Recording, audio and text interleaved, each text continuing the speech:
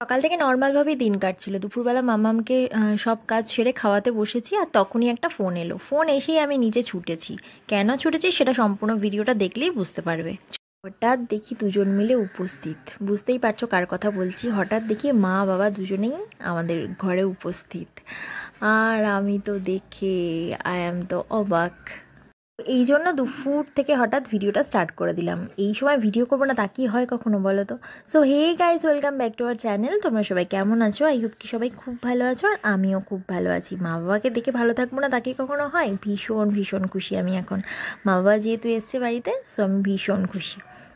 এই বলতে পারো বছরটা শেষ হতে যাচ্ছে, শেষটা কিন্তু বেশ ভালোই কাটলো। কথায় বলে না, শেষ ভালো যার সব ভালো তার, হয়তো কিছু ভালোই হবে। আর আমি যেমন অবাক, মাম্মাম তো খেতে বসে আরোই অবাক যে এ কি দেখছি হঠাৎ ভর দুপুরবেলা। দাদাই দিয়াও তো ওকে দেখে বলছে সারপ্রাইজটা কেমন দিলাম। দেখো ওর রিয়াকশনটা একবার শুধু। ওই খেতে বসেছে আর এইরকম একটা সিচুয়েশন। উফ, দারুণ। যথারীতি ওদেরকে তুললাম, ব্যাগ ট্যাগগুলো ধরলাম আর কি। কারণ আসলেই মানেই তো ব্যাগ বোঝাই করে মামামের জন্য আমাদের জন্য নানান কিছু জিনিস আনবে। ওদেরকে এতবার বলেছি এই ট্রেনে বাসে তোমরা ভিড়ে আসো, এত ভিড় ভারী বহন করে আনবে না, তবুও তা সত্ত্বেও ওরা শোনে না। বলে যে চুপ কর, তুই আর কি বুঝবি, আসলের থেকে সুদের দাম বেশি। দেখলাম সত্যি তাই, কি আর বলবো, আমার এখানে কিছুই বলার নেই। এর আগে একবার এসেছিল যখন দাদাই একা এসেছিল, আর এখন দাদাই দিয়া দুজন মিলে একসাথে, মানে তো একদম রমরমা পুরো একদম। আমি আর মামাম দুজন মিলে একসাথে এখন ভাবছি যে স্যান্টা ক্লজ আমাদের দুজনকেই বছর শেষে বেশ ভালোই একটা গিফট দিয়ে গেল। আর সুজিত তো অফিসে, ও তখনও কিছু জানতো না। ও বাড়িতে আসার পর তারপরে দেখলো। মাম্মা তো সেই সিচুয়েশনটাও দেখতে পাবে ভিডিওর মাধ্যমে পুরোটাই। মামা আমাকে কীভাবে দেখিয়েছে সেটা শেয়ার করেছি তোমাদেরকে।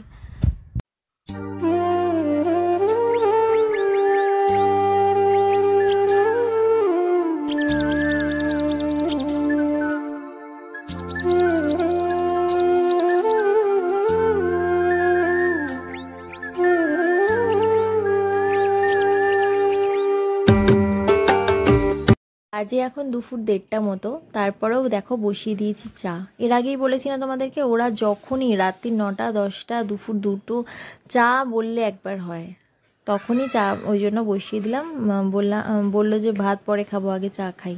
তো যাই হোক, তারপরে চাটা বসিয়ে দিলাম, আর তারপরে চা করে ওদেরকে দিলাম। মানে চাটা পেয়ে ওরা দুজন কি খুশি, কারণ কি সকালবেলা বেরিয়েছে, তারপরে এত ব্যাগ বোচকা বয়ে টয়ে এত দূর, মানে বলছে আমাকে যে সত্যি রাস্তা চলতে থাকছি তো চলতেই থাকছি, তুই কত দূরে থাকিস বাবারে বাবা। হ্যাঁ সত্যি অনেকটাই দূরে থাকি মা বাবার থেকে আমি। আগে যখন কাছে থাকতাম তখন যেতে পারতাম না, যেতে দেওয়া হতো না। আর এখন এত দূরে থাকি যে মা বাবাও আমার কাছে খুব একটা আসতে পারে না, আর আমার যাওয়ার কথাও খুব রেয়ার। আর গেলেও 1 ঘন্টা 1.5 ঘন্টার জন্য যাই, কি একদিনের জন্য যাই, আবার পরের দিনই চলে আসি। অনেকটাই কষ্ট হয়। আর সব থেকে বড় কথা কি বলো তো, মা বাবার, আমি তো একটাই সন্তান, ওই জন্য একটু কষ্টটা বেশি হয়। মা বাবা তো চাইবেই যে সন্তান একটু আসুক, বা মা বাবাও সন্তানকে একটু কাছে পাক, উপভোগ করুক, কিন্তু আমার ক্ষেত্রে সেটা মানে একদমই হয়ে ওঠে না। দেখতেই পাও কীভাবে মানে আমার জীবনটা কাটে। যাই হোক, তারপরে দেখো ওদেরকে ভাত দিয়ে দিলাম। আজকে রান্না করেছি বলতে তো মানে আজকে শনিবার নিরামিষ, তো রান্না করেছিলাম পনিরের তরকারি, সজনে ডাঁটা আলু পোস্ত, আর উচ্ছে আলুর চচ্চড়ি। তো ওই দিয়েই আর কি ভাত দিয়ে দিলাম, কারণ আগের থেকে তো ওরা বলেইনি। তো যাই হোক, কীভাবে পনিরটা করেছিলাম তাও, তো সেই জন্য দিতে পারলাম আর কি। তারপরে আমি চলে এলাম বাসন মাজতে, কারণ তাড়াহুড়ো করতে হচ্ছে আর কি, কারণ একেই বেলা হয়ে গেছে অনেকটা। আমার এখনও স্নান হয়নি, যদিও আজকে স্নানটা আমার মনে হচ্ছে করাই হবে না, প্রায় 3টের কাছাকাছি বাজে। সব থেকে বড় কথা, এই ওয়েদারটাও এখন একদম সেই মেঘলা হয়ে এলো পুরো। মানে কি বলবো, সকাল থেকে কিন্তু ভালোই রোদ ছিল, কিন্তু হঠাৎ দেখি দুপুরবেলা এখন এইরকম অবস্থা, একটা সিচুয়েশান যে আমি স্নান করতে যাব ভেবেও যেতে পারছি না। শীতকালটা না একটু এরকমভাবেই কাটে আর কি, কী করবো, কিছু করার নেই। রোদটা যেদিন না খুব কুয়াশা বা রোদ ওঠে না, এরকম একটা হয়, ওই দিনটা হয়তো একটু মিস হয়ে যায়। এটা হয়তো অনেকেরই হয়, আমার একার নয়। তারপর এদিকে মার সাথে কথা বলছিলাম যে স্নান করব কি না ভাবছি, কি করব বুঝে পাচ্ছি না। মা বলছে যে না করেই নে। তো আমি বলছি দূর, এত দেখো কি মেঘলা ওয়েদার, দেখো তোমাদেরকে শেয়ার করছি। এত মেঘলা ওয়েদার হঠাৎ করে হয়ে গেল না, সে কেমন একটা খুব শীত শীত করছিল।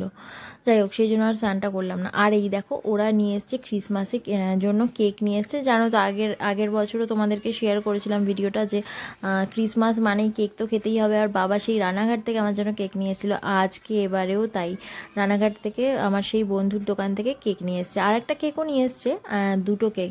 তো মামাম দেখো খুলতে শুরু করে দিয়েছে। আমি বললাম যে বড়দিনের জন্য একটু ওয়েট কর, তো ওরা ওয়েট করবে না, কি করবো আর। তো যাই হোক, তখনই খুললাম। তারপরে সবাইকে একটু ভাগ ভাগ করে দিলাম। সুজিত আসলো, সুজিতকে তারপরে দিয়েছিলাম।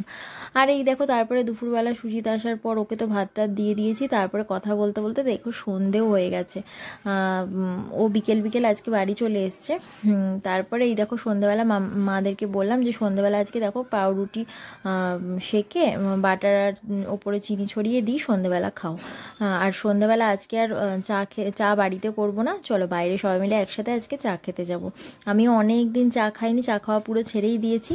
তো তোমাদের সাথে আজকে একটু বাইরে খাবো, চলো। তো সেই জন্য কথা মতো ওদেরকে সন্ধেবেলায় ব্রেড বাটার আর চিনি ছড়িয়ে একটু সন্ধেবেলা টিফিনের জন্য দিলাম। তারপরেই আমরা বেরিয়ে গেছিলাম।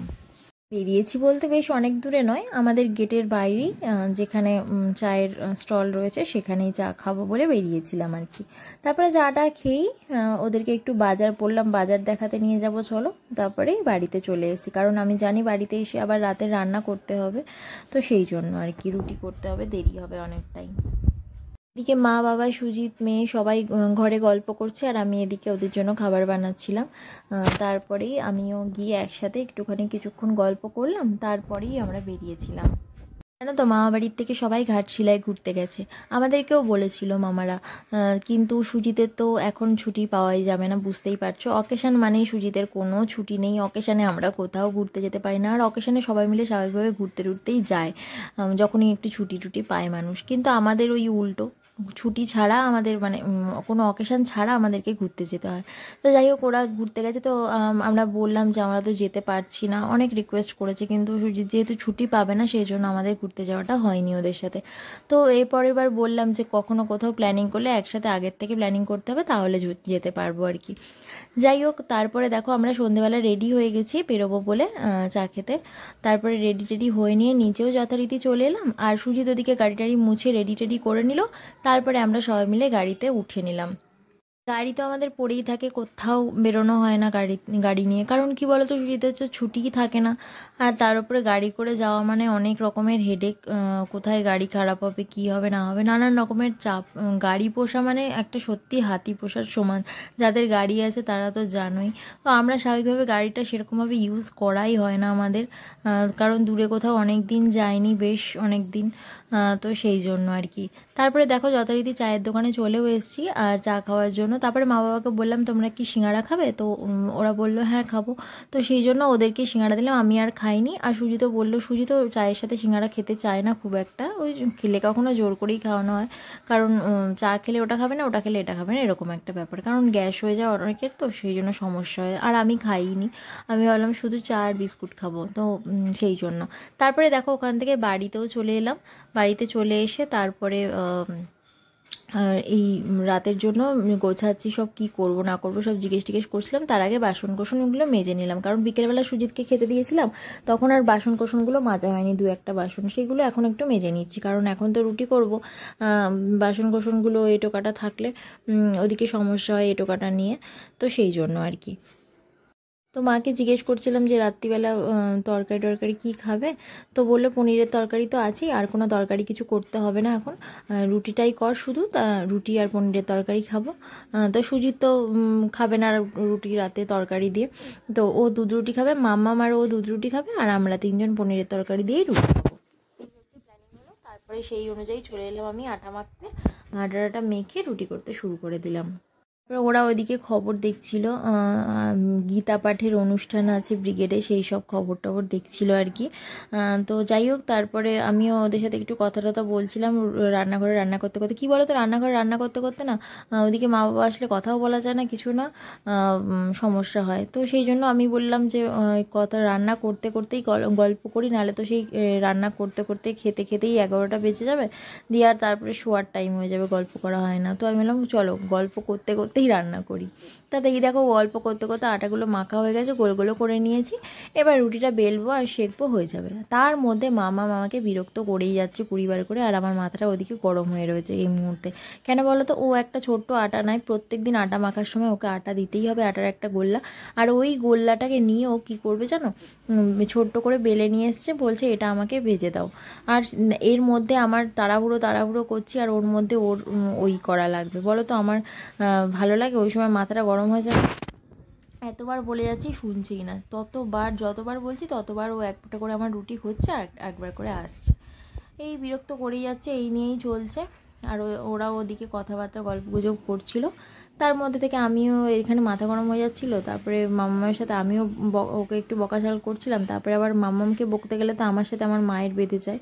এটা একদম কি বলবো, ধ্রুব সত্য বলতে পারো। যখনই মামাকে বকি আমি, তখনই মা বাবার সাথে আমার গণ্ডগোল বেঁধে যায়।